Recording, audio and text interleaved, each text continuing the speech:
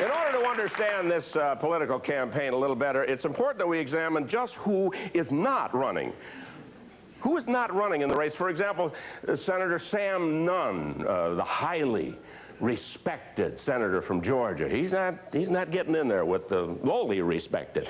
On the other side of the Republicans, the president's friend, first friend, former Nevada Senator Paul Laxalt. He can't get in there, experts say, because he's too decent.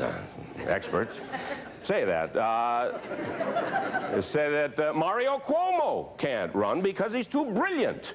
I forget when Cuomo said that, but I remember so...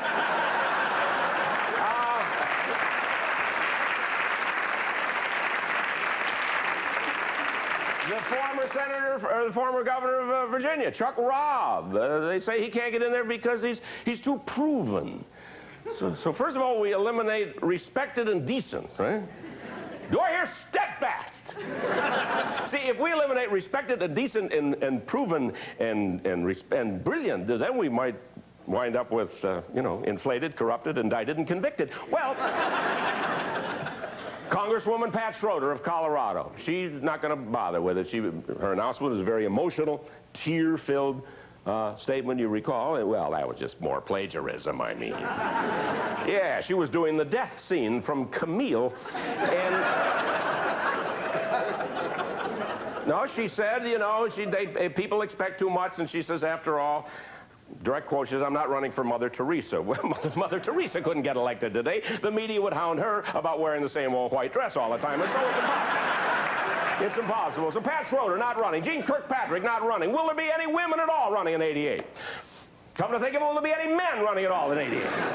Well, sure there will. Jesse Jackson announced the other day. I like Jackson. Jackson's probably my favorite candidate so far, and I've written some speeches for him, and haven't heard from him, but I have.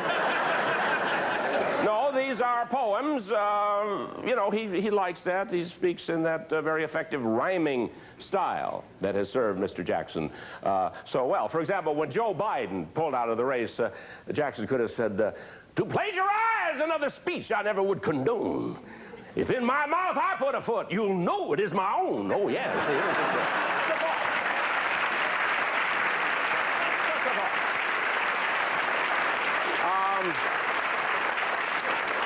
See, well, for example, see, Jackson is not as strident as he was in '84. He's been making overtures to business groups in an attempt to recast his image. You know, he might have said, '88 is looking brighter, and I've become a little whiter. You know, just a thought.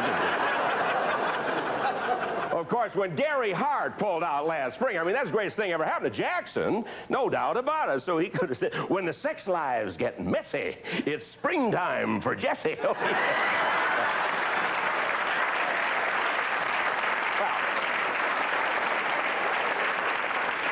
These are some of the more obvious things in the news that we have discussed so far. However, there are other things that are equally deserving of our outrage, and I have written a Japanese song. It's a very authentic Japanese song, and I wrote it a couple of weeks ago when I read that in Congress they actually are voting, mind you, about whether or not to grant a formal apology to the Japanese Americans who were interned in detention camps at the outbreak of World War II 46 years ago. You know, if I was one of the survivors, I'd tell them to take their apology and shove it up their caucus. Now, I read where the president may veto the apology. Well, that's understandable. I mean, after all, in World War II, it was a Japanese-American actor who shot Reagan down in the movie Hellcats of the Navy. But the thing is, how does a government apologize? How do they word it? After 46 years, what do they say? Ooh, is our face red? What do they say? Huh? Better late than never.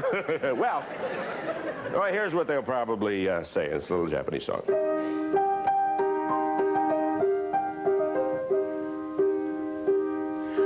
Dear Mr. Kamakura, we thought you should be told concerning your apology, we're putting it on hold. These things take time, you understand, and more of it is needed. The good news is the first rough draft is practically completed. Dear Mrs. Hayakawa, have we got news for you concerning that unpleasantness back in 1942? We're drafting your apology. It awaits a final stamp. Judge Bork will make his ruling, so you might go back to camp. You've waited half a century, and if it's us you're blaming, we're mailing an apology suitable for framing. We appreciate your patience, it's a debt we aim to pay. If the apology is vetoed, have a nice day.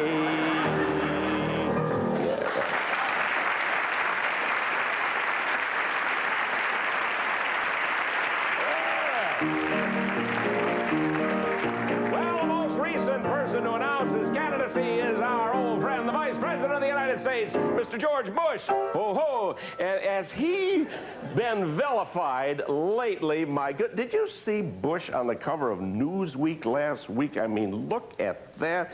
Is fighting the wimp factor. Now, come on now. Does that look like a wimp? I mean, look at those swashbuckling clothes that he rented. And, you know... Oh, come on. Now, he's got the macho watch band there, yellow slicker, hand on the tiller, and he's scowling. You know why he's scowling? He just read this article. That's why he's scowling. Well, we're going to remedy that now, try and give him a little helping hand. The campaign song for George Bush. He's been biding his time for 6 long years, as all vice presidents do. Gets dressed up each day to watch the clock tick away, or attend a funeral or two. So it's Bush, Bush, vote for George Bush, give him something to do, or he's out on his tush. No vice president has been fond of the job. One said of it, if I'm correct, he said, I compare it to a bucket of spit, or certain words to that effect. Oh, it's Bush, Bush, vote for George Bush, give him something to do, or he's out on his tush. His name is George Herbert Walker Bush. That's Connecticut Texan. Don't knock it. With a cowboy shirt with a button-down collar and an alligator right there on the pocket. Everyone, so it's Bush, Bush, vote for George Bush, give him something to do, or he's out on his tush. Gee, that's great. No one has denied he is well qualified. Why, he's held every job with a passion. That's a minus somehow, because in Washington now, expertise is way out of fashion. So it's Bush, Bush, vote for George Bush, give him something to do, or he's out on his tush. His enemies plan to link him to Iran, the scandal that Reagan begat, but since George was VP, he was useless, you see. And there's no better alibi than that. Yeah.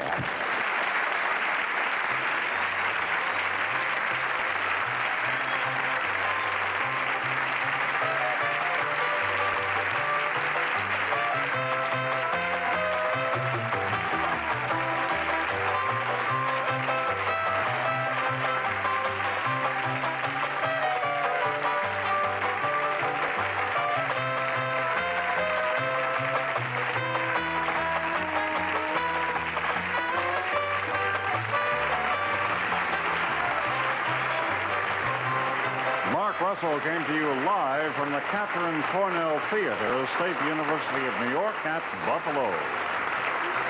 The Mark Russell Comedy Special was produced by WNED Buffalo, which is solely responsible for its content. Funding for this program was provided by this station and by other public television stations. For an audio cassette of tonight's program, send a check or money order for $7 to Mark Russell Cassettes, program number 1205, Post Office Box 4000, Buffalo, New York, 14240. Please do not send cash. Allow 6 weeks for delivery.